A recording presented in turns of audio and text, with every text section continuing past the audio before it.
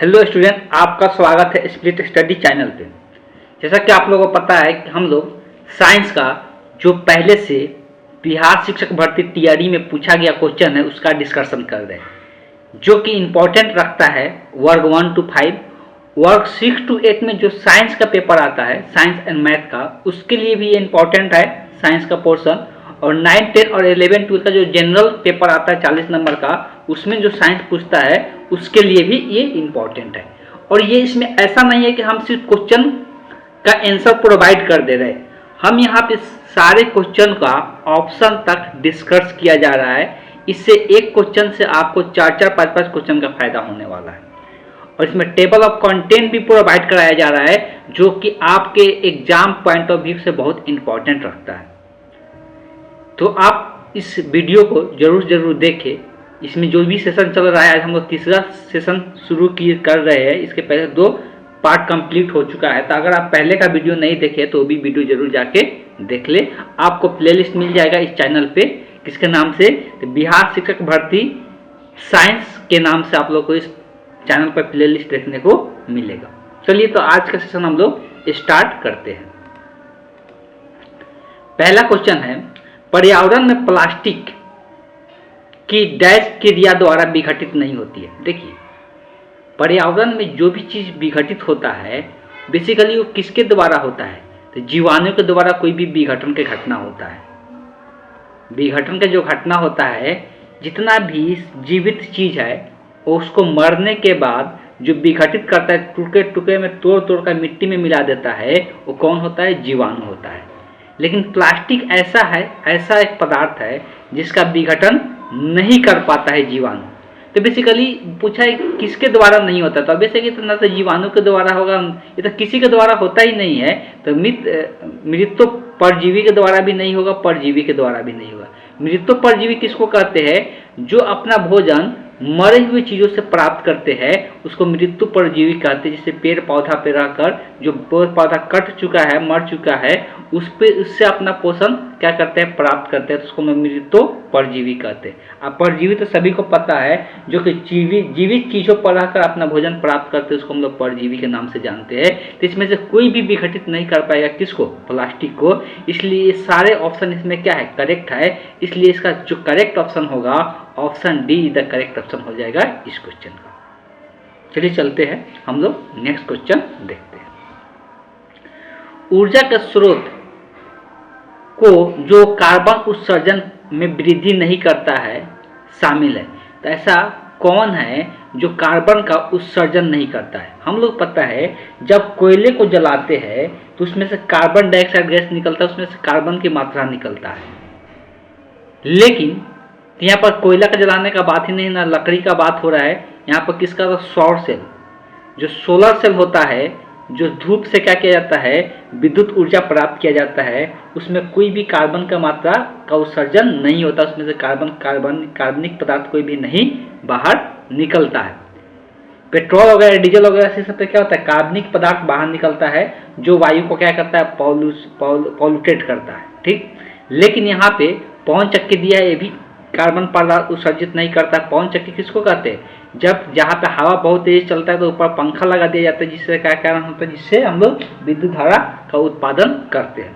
नाभिकीय ऊर्जा संलयन, नाभिकीय ऊर्जा जो षड्यंत्र होता है, इसमें भी कार्बन का उत्सर्जन नहीं होता है। कार्बन का उत्सर्जन पेट्रोल, डीजल, केरोसिन, ये सब कुछ चीज़ को जलाते हैं तो क्या होता है, कार्बनिक पदार्थ का उत्सर्जन होता है, जो कि हमारे शरीर के लिए क्या होता है, हानिकारक होते हैं। तो इसमें से कोई नहीं हो जाएगा। इसलिए इसमें से कोई भी बोला कौन वृद्धि नहीं करता, तो इसमें से कोई भी वृद्धि नहीं करता, मतलब सारा ऑप्शन करेक्ट है। तो इसका भी जो करेक्ट ऑप्शन होगा मोर देन 1 होगा, तो option D the correct option हो जाएगा इस क्वेश्चन का। चलिए चलते हैं, नेक्स्ट क्वेश्चन देखते हैं। बात की जाए आहार श्रृंखला में शाखान्वित श्रृंखलाओं को क्या कहा जाता है। शाखा का मतलब क्या होता है, एक दूसरे से सब कनेक्टेड रहता है। आहार श्रृंखला का मतलब क्या है, पिछले क्लास में भी हम लोग चर्चा किए थे। आहार श्रृंखला अलग अलग प्रकार के होते हैं। जैसे कि हमको पता है घास को कौन खाता है, घास को कीट खाता है। कीट को कौन खाता है, मेढक खाता है।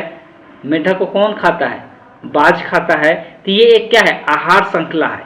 इसको हम लोग क्या कहते हैं, आहार श्रृंखला कहते हैं। और इस आहार श्रृंखला में जब एक दूसरे से बहुत सारी चीजें कनेक्ट रहेगा तब उस आहार श्रृंखला को हम लोग क्या नाम देते हैं, तो उसको हम लोग आहार जाल के नाम से जानते हैं। और इसका एग्जाम्पल यहाँ पर देख सकते हैं आहार जाल का। अब देखो इसको आहार जाल क्यों बोल रहे हैं, ये जो यहाँ पे दिया हुआ है इसको खाने वाला ये भी है, इसको खाने वाला ये भी है, इसको खाने वाला ये भी है। तो ये एक चीज ऐसा नहीं कि एक लाइन में चल रहा है। जब एक लाइन में चलता है तो उसको आहार श्रृंखला कहते हैं, लेकिन जब एक से ज्यादा लाइन यहाँ पर क्रिएट होता है, एक जीव को खाने वाले बहुत सारे जीव हो जाते हैं, तो उसको हम लोग आहार जाल के नाम से जानते हैं। इसलिए इस क्वेश्चन का जो करेक्ट ऑप्शन होगा option see the correct option हो जाएगा। चलिए चलते हैं नेक्स्ट क्वेश्चन देखते हैं। हरे पौधे सूर्य से प्रकाश की ऊर्जा डैश ग्रहण करते हैं। देखो बच्चों, अगर हम लोग बात करते हैं कि जो हरे पौधे होते हैं वो अपना ऊर्जा कहाँ से प्राप्त करते हैं, सभी को पता होना चाहिए कि ये सूर्य से हरे पौधा प्राप्त करते हैं। जो हरे पौधे होते हैं अपना ऊर्जा सूर्य से प्राप्त करते हैं, ये तो इतना सभी को कम से कम पता जरूर से जरूर होना चाहिए।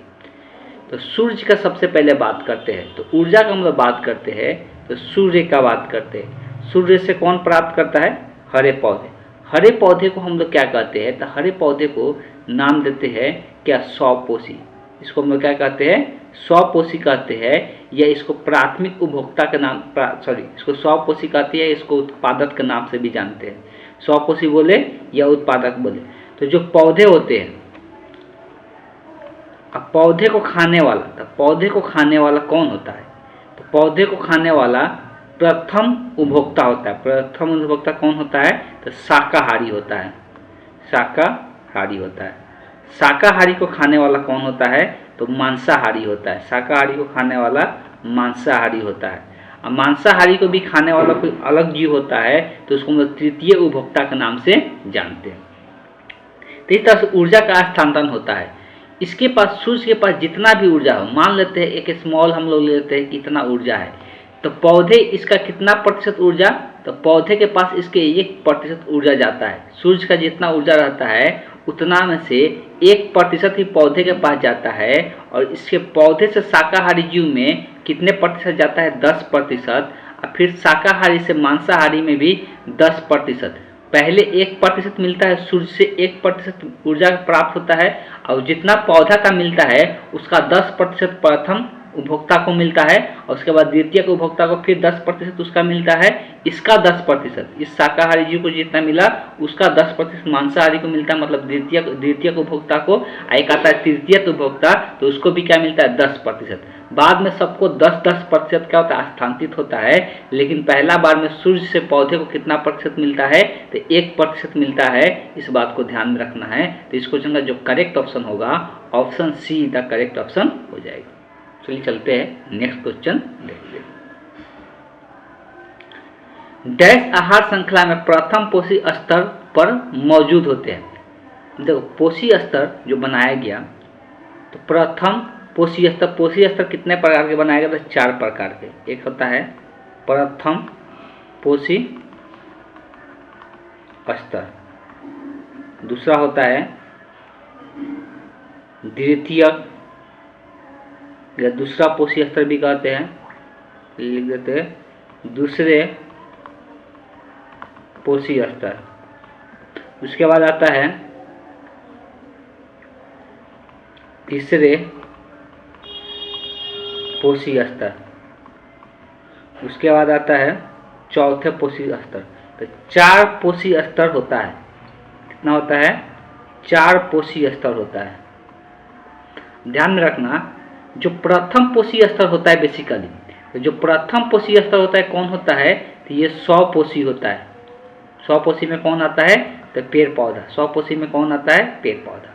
द्वितीय जो पोषी स्तर होता है इसमें शाकाहारी जीव आते हैं। कौन आते हैं, शाकाहारी जीव, शाकाहारी जीव। तृतीयक में कौन आता है, तो मांसाहारी जीव आता है। कौन आता है, मांसाहारी जीव आता है। चतुर्थ में बात करेंगे तो ये शीर्ष मांसाहारी होता है। ये लघु होता है, मतलब छोटा मांसाहारी होता है, और ये शीर्ष मतलब सबसे ऊपर वाला मांसाहारी होता है। तो शीर्ष मांसाहारी देखने को मिलता है। ये मांसाहारी शाकाहारी दोनों हो सकता है, ठीक है। मांसाहारी शाकाहारी दोनों हो सकता है चौथे पोषी स्तर में। तो प्रथम पोषी स्तर पे कौन रहता है? तो स्वपोषी रहता है, पेड़ पौधा रहता है। तो वही पूछा है कि यहाँ प्रथम पोषी स्तर पे कौन मौजूद होता है? तो स्वपोषी होता है। और दूसरे पोषी स्तर पर पूछता तो प्राथमिक उपभोक्ता होगा, ये प्राथमिक उपभोक्ता होता है। दूसरे पोषी स्तर में कौन होता है? शाकाहारी को हम लोग क्या कहते हैं?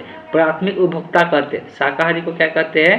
प्राथमिक उपभोक्ता कहते हैं। ये मांसाहारी को द्वितीय पोषी स्तर को क्या कहते हैं?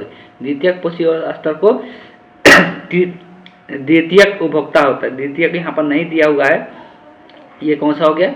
चौथे पोषी स्तर। तृतीयक उपभोक्ता किसको बोलते हैं? चौथे पोषी स्तर को। और यहाँ पर तीसरे पोषी स्तर किसको बोलते हैं? द्वितीयक उपभोक्ता को बोलते हैं, जो कि इसमें ऑप्शन में नहीं दिया हुआ है। तो यहाँ पर प्रथम बोला था, प्रथम में क्या आता है?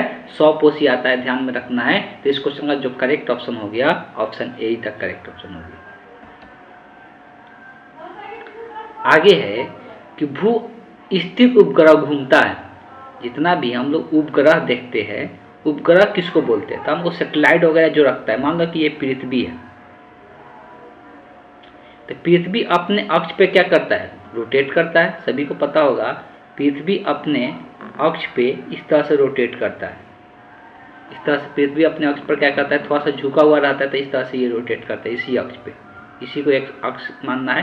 और सबको पता होगा कि ऊपर वाला नॉर्थ होता है, नीचे वाला साउथ होता है। और नॉर्थ वाला को, ऊपर वाला को हम लोग ये नॉर्थ ध्रुव कहते हैं, इसको नॉर्थ ध्रुव। इसको हम लोग क्या कहते हैं? साउथ ध्रुव कहते हैं। इसको हम लोग साउथ ध्रुव के नाम से जानते हैं। तो ये अपने अक्ष पर रोटेट करता था। पृथ्वी इस प्रकार से रोटेट करता है, ध्रुव के लॉन्ग रोटेट करता है। तो जो सेटेलाइट लगाया जाता है बेसिकली, तो सेटेलाइट जो होता है, बीच वाला जो लाइन होता है, इस बीच वाले लाइन को हम लोग क्या कहते हैं? तो ठीक इसको ध्यान में रखना है। इसको हम लोग क्या कहते थे? बीच वाले लाइन को क्या बोलते थे? इसको थोड़ा सा भूल रहे, हाँ, भूमध्य रेखा कहते। ये जहाँ पे बीच वाला यहाँ पे लाइन रहता है, गोलाकार लाइन होता है, इसको हम लोग क्या कहते हैं? तो बीच वाला लाइन को भूमध्य रेखा कहते हैं। तो बेसिकली जो सेटेलाइट लगता है, ये भूमध्य रेखा के सामने क्या होता है? लगाया जाता है। और इसी के लॉन्ग क्या करता है? ये रोटेट करता है। सेटेलाइट जो होता है, ये भूमध्य रेखा के लॉन्ग क्या करता है? रोटेट करता है।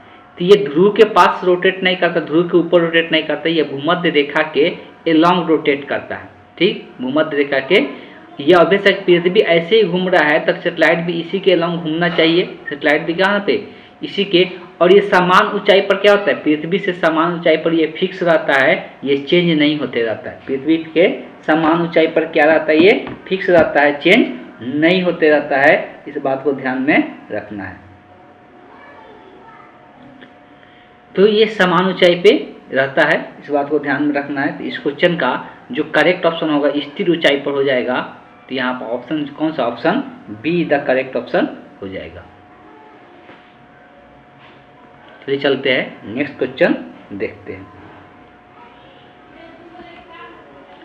अगला है, प्रिज्म का सफेद प्रकाश परिक्षेपण में कौन सा रंग अधिकतम विचलित होता है? तो बोल रहा है कि जब परिक्षेपण होता है तो इसमें कौन सा रंग सबसे अधिक विचलित होता है? सबसे अधिक क्या देखने को मिलता है? सबसे अधिक मुड़ता है। विचलित मतलब वही होता है कि अपने पाथ से जो ज्यादा मुड़े। अब देखो, जब इसको प्रिज्म से गुजारा जाता है, जब सफेद प्रकाश को प्रिज्म से गुजारा जाता है, तो ये जब इसको प्रिज्म से गुजारने के बाद जब पर्दे पर देखते हैं तो ये 7 रंगों में बट जाता है। जब इसको प्रिज्म से गुजारते हैं और पर्दे पर देखते हैं तो ये 7 रंगों में बट जाता है, जो कि देखने को मिलता है। सबसे कम डेविएट कौन होता है? लाल होता है। सबसे कम कौन मुड़ता है? लाल मुड़ता है। उसके बाद नारंगी, उसके बाद पीला, उसके बाद हरा, उसके बाद नीला, उसके बाद जामुनी, उसके बाद बैगनी। ठीक, इस तरह से इस नाम से भी याद रख सकते हैं। ऐसे भी बैजनी हपिनाला, बैजनी हपिनाला, इस नाम से भी याद रख सकते हैं। इसको ऑर्डर वाइज आप इसको याद रख सकते हैं। अब आते हैं, बात किया जा रहा है कि अब यहाँ पे इसमें से पूछा है कौन अधिकतम विचलित होगा। तो देखो, सबसे अधिक तो विचलित कौन होता है? बैगनी होता है। उसके बाद कौन होता है? जामुनी होता है। जामुनी के बाद कौन होता है? नीला होता है। लेकिन हमको ये तीनों में से ही बताना है। तो हरा है, लाल है, बैगनी है। तो ये तीनों में से सबसे अधिक विचलित कौन होगा? बैगनी होगा। नीचे में सबसे कौन है अधिक? तो ये सबसे अधिक विचलित होने वाला कौन है? बैगनी है। तो इस क्वेश्चन का जो करेक्ट ऑप्शन होगा, option see the correct option हो जाएगा। चलिए चलते हैं। ये पूरा याद होना चाहिए, कभी भी पूछा जा सकता है। इसमें जो तरंगदैर्घ्य एक पूछता है, इसमें सबसे ज़्यादा जो तरंगदैर्घ्य होता है किसका होता है? लाल का होता है। तो ये भी आप याद रख सकते हैं, सबसे ज़्यादा जो तरंगदैर्घ्य होता है किसका होता है? तो लाल का होता है। चलिए चलते हैं, नेक्स्ट क्वेश्चन देखते हैं। स्वतंत्र रूप से पृथ्वी की ओर गिरते हुए निकाय की कुल ऊर्जा। देखिए, कोई भी वस्तु हो, मान लेते हैं कि अगर ये पृथ्वी है और पृथ्वी पर कोई वस्तु गिर रहा है, स्वतंत्र रूप से इस पर कोई भी बल वगैरह नहीं लगाया जा रहा है, नीचे की ओर गिर रहा है, तो देखो जब नीचे की ओर गिरता है, जब यहाँ पर ऊपर में स्थिर रखेंगे तो इसके पास कौन सा ऊर्जा रहता है? स्थितिज ऊर्जा रहता है। कौन सा ऊर्जा रहता है? तो स्थितिज ऊर्जा रहता है, जिसका मान mgh होता है, हाइट के हिसाब से रहता है। और जैसे ये गति में आता है, जब छोड़ते हैं तो गति में आता है ना, तो गति बढ़ते जाता है, और जब गति बढ़ेगा हाइट घटेगा तो स्थितिज ऊर्जा घटेगा, गतिज ऊर्जा क्या होने लगता है? बढ़ने लगता है। और सबसे नीचे पॉइंट पर जाएगा तो स्थितिज ऊर्जा पूरी तरह से जीरो हो जाता है और गतिज ऊर्जा क्या हो जाता है? अधिकतम हो जाता है। तो इसलिए एक घटता है तो एक बढ़ने लगता है। यहाँ पर सिर्फ कौन सा ऊर्जा था? स्थितिज ऊर्जा था, और नीचे में सिर्फ कौन सा ऊर्जा रह रहा है? गतिज ऊर्जा रह रहा है। तो इस कारण से क्या होता है? बीच में दोनों ऊर्जा आता है, स्थितिज ऊर्जा भी आता है, गतिज ऊर्जा भी आता है। लेकिन स्थितिज ऊर्जा का मान घटता है तो गतिज ऊर्जा का मान क्या होता है? बढ़ते जाता है। तो कुल ऊर्जा जो होता है वो स्थिर रहता है, कुल ऊर्जा में कोई परिवर्तन नहीं होता है। इसलिए इस क्वेश्चन का जो करेक्ट ऑप्शन आएगा कौन सा हो जाएगा? स्थिर रहेगा। अगर यहाँ पर पूछ दे कि यहाँ पे कुल ऊर्जा नहीं पूछ के सिर्फ पूछ दे स्थितिज ऊर्जा क्या होगा, जब ऊपर से नीचे वस्तु गिरेगा तो स्थितिज ऊर्जा का मान घटेगा। और गतिज ऊर्जा पूछ दे तो गतिज ऊर्जा का मान क्या होगा? बढ़ेगा। इस बात को ध्यान में रखना है। चलिए चलते हैं, नेक्स्ट क्वेश्चन देखते हैं। बात किया जा रहा है नेत्रदान में दाता की आँख का किस हिस्से, जब हम लोग आँख का अपने दान करते हैं तो जब आँख का दान में हम लोग क्या चीज़ का दान करते हैं? आँख का कौन सा पार्ट का दान करते हैं? तो इस बात को ध्यान में रखना है। आँख का हम लोग कॉर्निया का दान करते हैं। आँख का सारा हिस्सा नहीं दान किया जाता है, सिर्फ कॉर्निया निकाला जाता है। और कॉर्निया एक क्या होता है? पारदर्शी एक भाग होता है जो कि आँख वही देखने में क्या करता है? मदद करता है। तो कॉर्निया ही दान किया जाता है। क्या चीज़ के लिए? जब नेत्र का हम लोग दान करते हैं तो उसमें कौन सा हिस्सा दान किया जाता है? तो आँख का कॉर्निया हिस्सा दान किया जाता है। अब बात की जाती है विटामिन B12 का रासायनिक नाम क्या है? अब देखो, ये क्वेश्चन जैसे ही आता है, अब ये क्वेश्चन देखते ही सिर्फ इसको रट लेने से कोई फायदा नहीं है। जितना प्रकार के विटामिन है आपके सारे विटामिन का रासायनिक नाम याद करना पड़ेगा। इसके अलावा आपके पास कोई उपाय नहीं है। तो इसलिए यहाँ पे आपको प्रोवाइड किया जा रहा है टेबल ऑफ कंटेंट, और इसको यहाँ से रट लेना है। कितने प्रकार के यहाँ पर विटामिन का नाम लिखा हुआ आप देख सकते हैं, 1 2 3 4 5 6 7 8 9 10 11 12, ठीक। इतना सारे विटामिन है। ये सारे विटामिन का आपका रासायनिक नाम याद होना चाहिए। देख सकते हैं विटामिन ए का रासायनिक नाम रेटिनॉल, विटामिन B1 का रासायनिक नाम थायमीन, विटामिन B2 का रासायनिक नाम राइबोफ्लेविन, विटामिन B3 का रासायनिक नाम नियासिन, विटामिन B5 का रासायनिक नाम पेंटोथेनिक एसिड, विटामिन B6 का रासायनिक नाम पाइरिडोक्सिन, और विटामिन B7 का रासायनिक नाम बायोटीन, विटामिन B9 का रासायनिक नाम फॉलिक एसिड, विटामिन B12 का रासायनिक नाम जो कि पूछा हुआ है साइनोकोबाल्टलामीन, ठीक है। विटामिन C का रासायनिक नाम एस्टॉबिक एसिड, विटामिन D का रासायनिक नाम कोलेकैल्सिफेरॉल, विटामिन K का रासायनिक नाम फाइलोक्विनोन। तो ये सारे नाम आपको ध्यान में होना चाहिए। एक इम्पॉर्टेंट चीज़ विटामिन से और पूछा जाता है, जो कि हो सकता है कि आगे आने वाले एग्जाम में इसमें से कोई रासायनिक नाम पूछ दे, या हो सकता है ये पूछ दे कौन सा विटामिन वसा में विलय होते हैं। तो 4 विटामिन का नाम याद रखना है जो कि वसा में विलय होते हैं, ADE और K। ADE और K ये चारों विटामिन क्या होता है? वसा में विलय होते हैं। और बाकी जो विटामिन होते हैं वो क्या होता है? जल में विलय होते हैं। तो बी वाला जितना भी कॉम्प्लेक्स है, बी वाला जितना भी है वो सब के सब जल में विलय होते हैं। और एक सी वाला, दो ही याद रखना है, जल में विलय होने वाला बी वाला जितना होगा वो सब के सब जल में विलय होगा।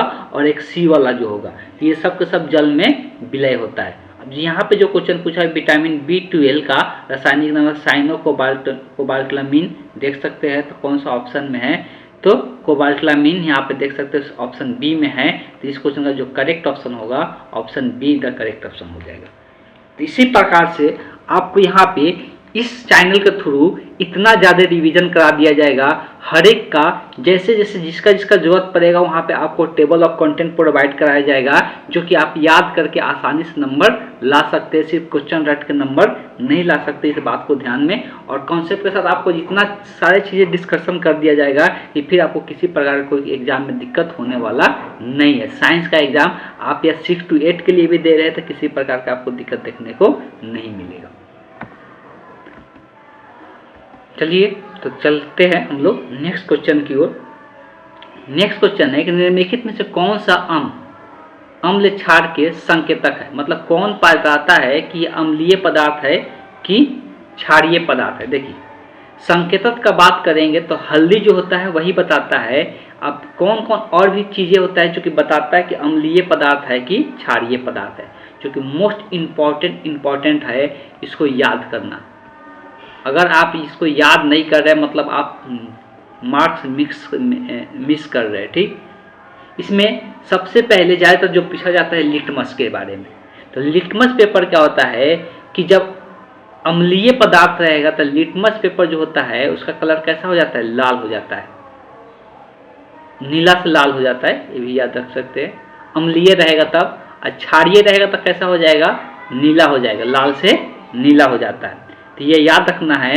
अम्ल का मतलब क्या होता है, अम्ल मतलब खतरनाक, ये भी याद रख सकते हैं। खतरनाक किसको इंडिकेट करता है, लाल को। इसलिए अम्लीय पदार्थ अगर बहुत ज़्यादा अम्ल का मात्रा बहुत ज़्यादा रहेगा तो किसी चीज़ को क्या कर सकता है, गला सकता है, मतलब बहुत ज़्यादा खतरनाक होता है।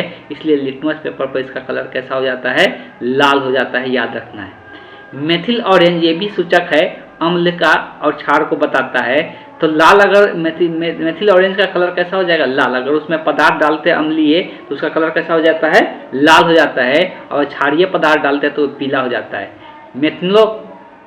मेथिनॉल फैथलीन जो क्या होता है, अम्लीय पदार्थ होता है तो रंगहीन रहता है और क्षारीय रहता है तो गुलाबी रहता है। हल्दी पीला हो जाता है और क्षारीय रहेगा तो लाल भूरा हो जाएगा। तो ये आपको याद करना है। इसमें एक और चीज़ें इंपॉर्टेंट हो जाता है जो कि आपको याद क्या करना है, पूछ देता है कभी कभी प्राकृतिक सूचक कौन है इसमें से और संश्लेषित कौन है। संश्लेषित मतलब जो हम लोग बनाए हैं और जो प्राकृतिक से प्राप्त हुआ है। तो प्राकृतिक में कौन कौन आ जाता है, लिटमस आ जाता है, हल्दी आ जाता है, चीन गुलाब आ जाता है, लाल गोभी आ जाता है। ये सब प्राकृतिक सूचक होता है जो कि अम्ल और क्षार को बताता है। संश्लेषित में कौन है, मेथिल ऑरेंज और फिनोल्फेथलीन आ जाता है। तो ये दो पदार्थ ही संश्लेषित होता है, बाकी के सब क्या होता है, प्राकृतिक रूप से प्राप्त होता है, जिससे हम लोग पता कर पाते हैं कि ये पदार्थ अम्लीय है कि क्षारीय है। तो इसमें से हल्दी वाला जो ऑप्शन है, ऑप्शन में सिर्फ हल्दी दिया हुआ है। तो इस क्वेश्चन का जो करेक्ट ऑप्शन हो जाएगा कौन हो जाएगा, हल्दी हो जाएगा। तो option be the correct option हो जाएगा। चलिए चलते हैं नेक्स्ट क्वेश्चन देखते हैं। जब मृदा अति क्षारीय हो तथा उसमें पौधे पैदा नहीं होते हैं तब मृदा की गुणवत्ता में सुधार के लिए क्या मिलाया जाता है। मृदा क्या हो जाता है, क्षारीय हो जाता है। जब मृदा क्षारीय हो जाता है तो मृदा की गुणवत्ता को ठीक करने के लिए उसमें कार्बनिक पदार्थ मिलाते हैं। तो क्लियर है, कार्बनिक पदार्थ मिलाते ही है, जो कि हम लोग क्या कहते हैं, ऑर्गेनिक पदार्थ कहते हैं। जैसे गोबर वगैरह डालते हैं, ठीक, मल मूत्र डालते हैं, जिससे क्या हो जाता है, उसका उर्वरकता बढ़ जाता है। चूना भी डाला जाता है, क्षारीयता को खत्म करने के लिए उसमें चूना भी डाला जाता है। कैलेमाइन का घोल भी डाला जाता है। तो ये सब के सब इस्तेमाल किया जाता है। कैलेमाइन में क्या होता है, तो एक प्रकार के इसमें कैल्शियम मैग्नीशियम का घोल होता है। कैलेमाइन में क्या होता है, कैल्शियम और मैग्नीशियम का घोल होता है, जो क्षारीयता को क्या करता है, कम करता है। तो ये सब के सब ऑप्शन इसका क्या है, करेक्ट है। मृदा को खत्म करने के लिए इस्तेमाल किया जाता है। इसलिए इस क्वेश्चन का जो करेक्ट ऑप्शन होगा इनमें से एक से अधिक हो जाएगा, उपयुक्त में से एक से अधिक हो जाएगा। चलिए चलते हैं नेक्स्ट क्वेश्चन देखते हैं। अब बात किया जा रहा है किसका, तो हम लोग बात कर रहे फ़ारेनहाइट पैमाने पर परम शून्य का मान। अब देखो ये जो पूछ दिया किसमें पूछ दिया, फ़ारेनहाइट में पूछा है। हम लोग टेम्परेचर का 3 मात्रक बताते हैं। जो टेम्परेचर होते हैं, टेम्परेचर का हम लोग 3 मात्रक बताते हैं। एक तो होता है केल्विन, एक होता है डिग्री सेल्सियस, एक होता है फ़ारेनहाइट, डिग्री फ़ारेनहाइट होता है, ठीक, फ़ारेनहाइट होता है। 3 मात्रक बताते हैं।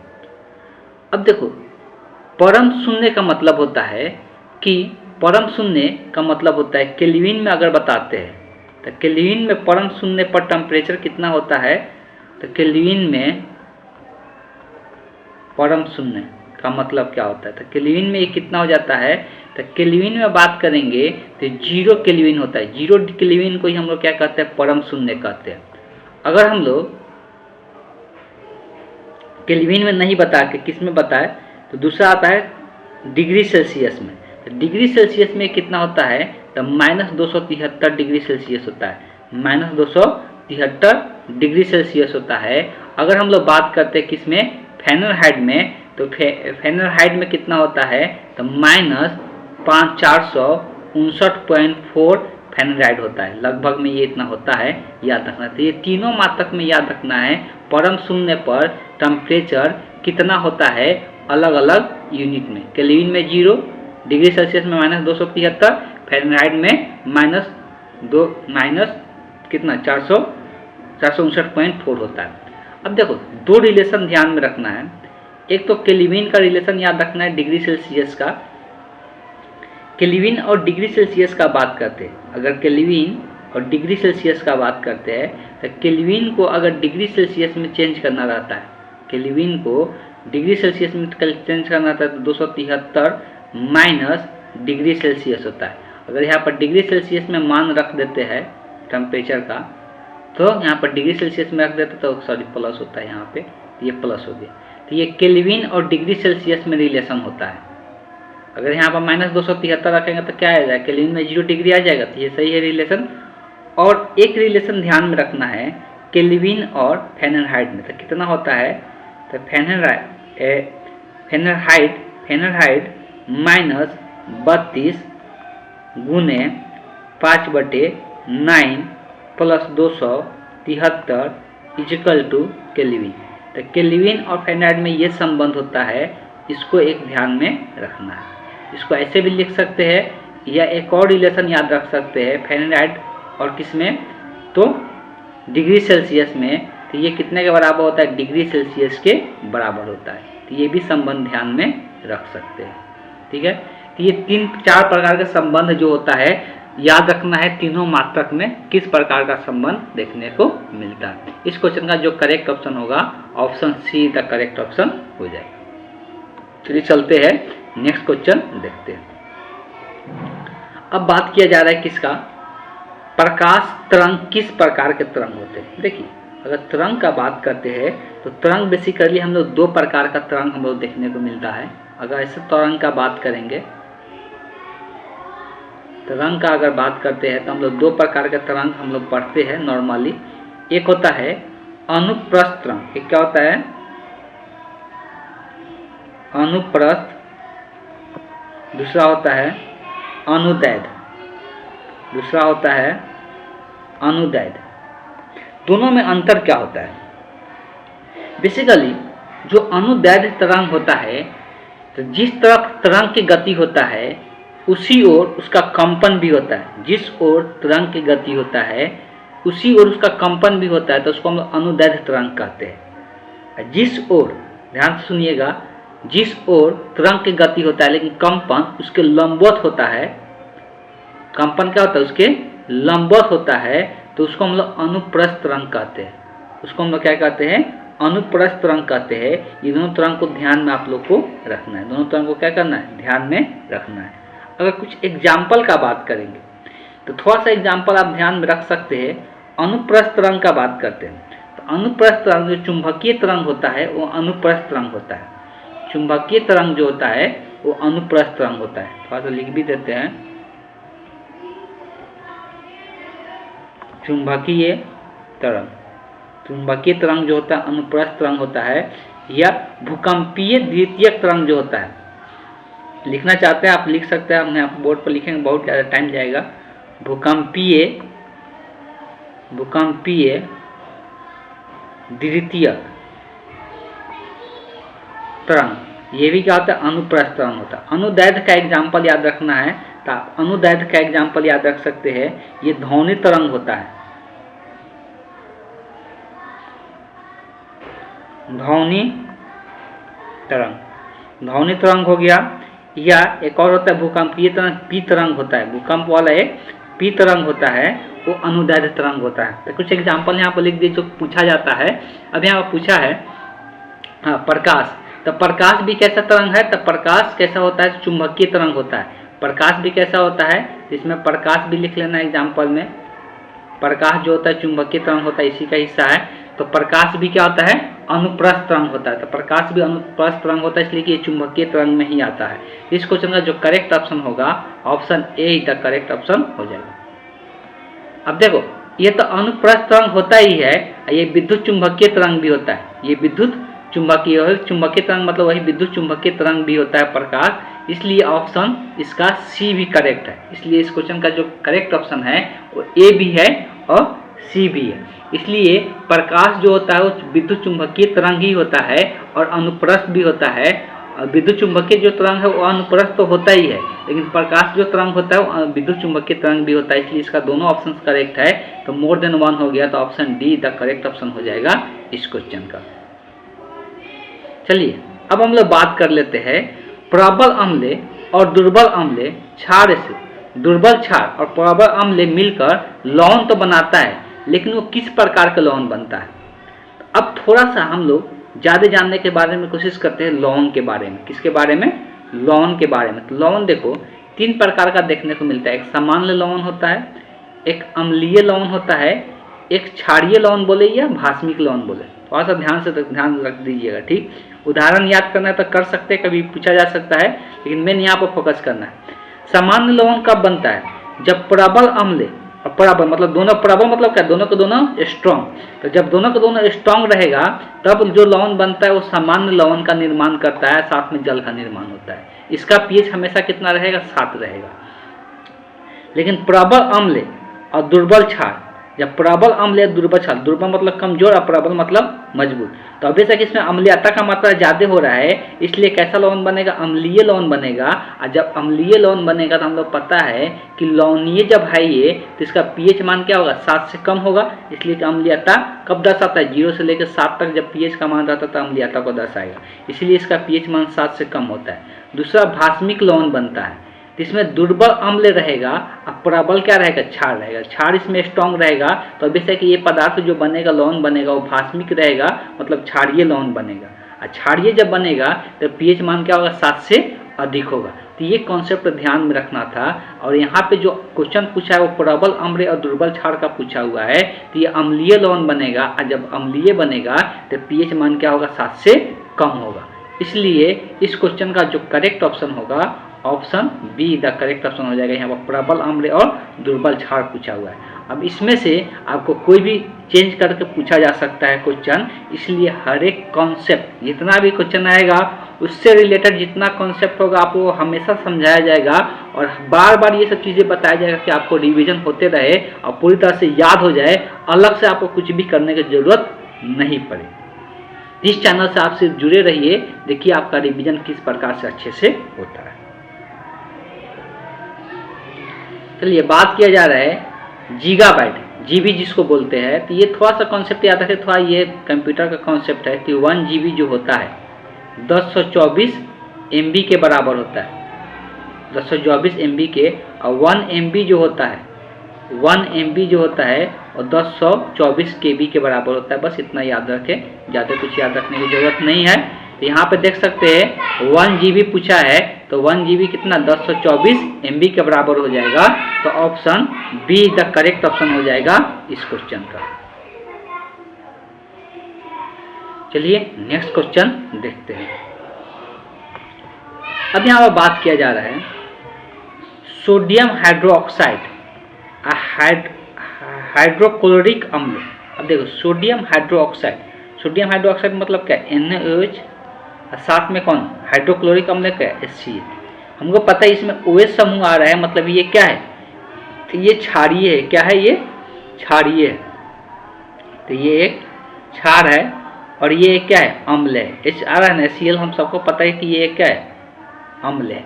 और जब क्षार और अम्ल का अभिक्रिया होता है तो अब जैसे कि ये NaCl का निर्माण करता है, Na इसका Na और इसका Cl और प्लस में H2O बनता है। क्षार और अम्ल का अभिक्रिया करके लवण का निर्माण होता है। और जब क्षार और अम्ल का अभिक्रिया करके लवण बनता है तो उस अभिक्रिया को हम लोग क्या कहते हैं, उदासीनीकरण कहते हैं। उस अभिक्रिया को क्या कहते हैं, उदासीनीकरण कहते हैं। इसलिए इस क्वेश्चन का जो करेक्ट ऑप्शन होगा ऑप्शन ए द करेक्ट। विघटन किसको कहते हैं, जब एक पदार्थ टूट के एक से अधिक पदार्थों का निर्माण करता है। यह अभिक्रिया को ऐसे दिखाया जाता है ना, एक पदार्थ से टूट के एक से अधिक पदार्थ का निर्माण करता है, इसी को हम लोग क्या कहते हैं, विघटन कहते हैं। संयोजन किसको कहते हैं, जब दो या दो से अधिक पदार्थ जुड़ के एक पदार्थ का निर्माण करे। जब दो या दो से अधिक पदार्थ जुड़ के एक पदार्थ का निर्माण करे उसे संयोजन अभिक्रिया के नाम से हम लोग जानते हैं। ठीक, तो इसमें इसका पार का कोई भी नहीं हो रहा है, ना विघटन हो रहा है ना संयोजन हो रहा है। ठीक, इस क्वेश्चन का जो करेक्ट ऑप्शन होगा option A the correct option हो जाएगा। ऊर्जा उत्पादन के लिए कोशिका प्रायः किसका उपयोग करता है। हम लोग सभी को पता है कि हम लोग जो खाना खाते हैं, खाना पचने के बाद सबसे जो छोटा अणु बनता है जो ग्लूकोज के रूप ले लेता है, और वो ग्लूकोज क्या होता है, ब्लड के थ्रू हमारे सारे कोशिकाओं में चला जाता है, हमारे सारे कोशिकाओं में चला जाता है। और उसको उस कोशिकाओं में जब वो जाता है तो किसका रूप रहता है, वो ग्लूकोज का रूप रहता है। और वही ग्लूकोज ऑक्सीजन के साथ अभिक्रिया करके जब हम लोग सांस द्वारा ऑक्सीजन लेते हैं, अब क्या किया जाता है, हम लोग हृदय जो होता है ऑक्सीजन को पंप करता है पूरे शरीर में। पंप करने के बाद वो हर एक कोशिकाओं के पास पहुंचता है और वही ग्लूकोज के साथ अभिक्रिया करके ऊर्जा का निर्माण करता है। तो अब से ऊर्जा का निर्माण करने के लिए हम लोग कोशिकाओं किसका उपयोग करता है, तो ग्लूकोज का उपयोग करता है। इसलिए इस क्वेश्चन का जो करेक्ट ऑप्शन हो जाएगा option be the correct option हो जाएगा। ये चलते हैं नेक्स्ट क्वेश्चन देखते हैं। पीयूष ग्रंथि का कार्य क्या है। तो पीयूष ग्रंथि को हम लोग मास्टर ग्रंथि कहते हैं। पीयूष ग्रंथि को हम लोग क्या कहते हैं, मास्टर ग्रंथि कहते हैं। इसलिए कि ये सारे ग्रंथियों का क्या है, मास्टर है। ये सारे चीज़ों को क्या करता है, कंट्रोल करता है। जितना भी ग्रंथि शरीर में है ये सबको कंट्रोल करता है। अगर मेनली बात करें तो ये सभी अंगों को वृद्धि कराने में मदद करता है। पीयूष ग्रंथि क्या करता है, सभी अंगों को वृद्धि कराने में मदद करता है, मतलब सभी अंगों को वृद्धि कराने में मदद करता है। तो ये तो ऑप्शन सही है ही। और ये क्या करता है, हम लोग का जो लैंगिक अंग होता है उसको नियंत्रित करता है। जो हम लोग का लैंगिक अंग होता है, लैंगिक अंग किसको कहते हैं, जो हम लोग को क्या होता है, बच्चे का जन्म देने में मदद करता है, उसको हम लोग लैंगिक अंग कहते हैं। और लैंगिक अंग को नियंत्रित करता है, इसलिए पुरुषों में यौन अंगों को विकसित करने में भी क्या करता है, ये मदद करता है। लेकिन चीनी और नमक के स्तर को नियंत्रित करने का काम ये नहीं करता है। अगर चीनी का बात करें, ग्लूकोज जिसको बोलते हैं, तो ग्लूकोज का जो अगर नियंत्रण का बात करते हैं तो ग्लूकोज का नियंत्रण ये नहीं करता है। ग्लूकोज का नियंत्रण हम लोगों के पास शायद एक पेंक्रियाज होता है, उसमें से कुछ स्रावित होता है जो ग्लूकोज को नियंत्रित करता है। तो यहाँ पर ये नहीं होगा, तो ये ऑप्शन इनकरेक्ट है। लेकिन 2 इसका करेक्ट ऑप्शन है, इसलिए इसका जो करेक्ट ऑप्शन होगा option D the correct option हो जाएगा। बात की जा रहा है मस्तिष्क में कौन सा भाग रक्तचाप को नियंत्रित करता है। देखो मस्तिष्क का 3 भाग जो होता है वो रक्तचाप को नियंत्रित करता है। तो रक्तचाप को नियंत्रित करने वाला जो अंग है उसको हम लोग कौन कौन सा कहते हैं, 3 अंग काम करता है। एक होता है पोष, ये भी रक्तचाप को नियंत्रित करता है। दूसरा होता है मेडुला, तीसरा होता है अनुमस्तिष्क। तो ये 3 अंग होता है मस्तिष्क का जो रक्तचाप को नियंत्रित करता है। अच्छा, अनुमस्तिष्क को ही हम लोग क्या कहते हैं, इंग्लिश में सेरिबेलम के नाम से जानते हैं, सेरिबेलम के नाम से जानते हैं। तो यही 3 अंग जो होता है क्या करता है, रक्तचाप को नियंत्रित करने में मदद करता है। इसलिए इस क्वेश्चन का जो करेक्ट ऑप्शन होगा option see the correct option हो जाएगा। चलिए तो आज हम लोगों ने शायद 20 क्वेश्चन कंप्लीट कर लिए। आज हम लोगों ने 20 क्वेश्चन का डिस्कशन किए। तो अगर आप चाहते हैं कि आपका रिवीजन एक परफेक्ट तरीका से हो, मतलब हर एक चीज़ आपको याद हो जाए, बस आपको ये डेली जो वीडियो अपलोड किया जा रहा है, डेली वीडियो जो आ रहा है, डेली क्लास जो आ रहा है शाम के 6 बजे, आप उसको फॉलो करें। मैथ का भी डेली क्लास चल रहा है 5 बजे, आप 5 बजे डेली मैथ क्लास देखिए, साइंस का क्लास देखिए हम लोग कुछ दिनों में सोशल साइंस का भी क्लास स्टार्ट कर देंगे, लेकिन फिलहाल अभी मैथ और साइंस का चल रहा है। और इससे आपको बहुत सारी चीज़ों का रिवीजन होने वाला है। जितना प्रकार का क्वेश्चन पूछा जाता है, सबका कुछ ना कुछ कॉन्सेप्ट यहाँ पे दिया जाएगा, जो कि आप याद कर लेते हैं, तो फिर आप कोई चीज़ को दूसरा चीज़ पढ़ने की ज़रूरत नहीं है, ये गारंटी है। आप एक बार करके देखिए, तब आपको पता चलेगा। स्कोर करना चाहते हैं तो जरूर इस चैनल से जुड़े रहिए। आपको किसी प्रकार की कुछ असुविधा हो, आप इस नंबर पे कांटेक्ट कर सकते हैं 9693063536 पे। ठीक, अगर आपको किसी टॉपिक पर ज़्यादा जानकारी चाहिए, उस टॉपिक का नाम ही बता सकते हैं, उस टॉपिक पर आपको ज़्यादा जानकारी प्राप्त हो जाएगा। उसके लिए हम एक वीडियो बना देंगे, उसमें कोई दिक्कत नहीं आएगी। तो चलिए आज का सेशन हम लोग यहीं पे एंड करेंगे। Thank you.